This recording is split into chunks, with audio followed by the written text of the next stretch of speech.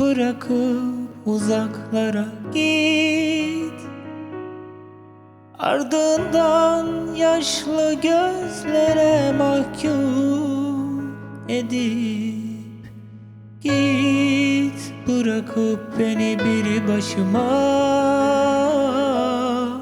İstesem de dön desem de sen aldırma.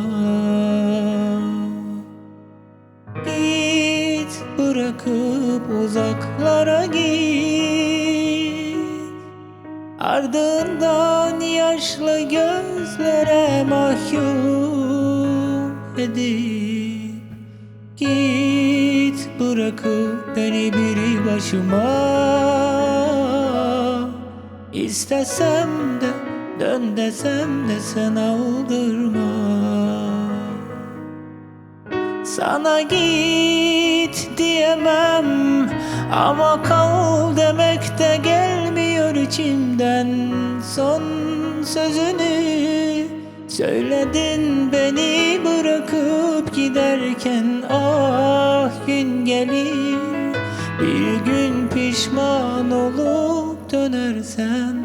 Eskidendi deyip gideceğim. Sana git diyemem ama kal demek de gelmiyor içimden.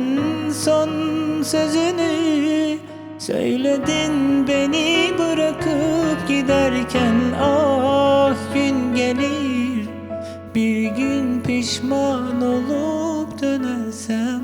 Eskiden deyip gideceğim.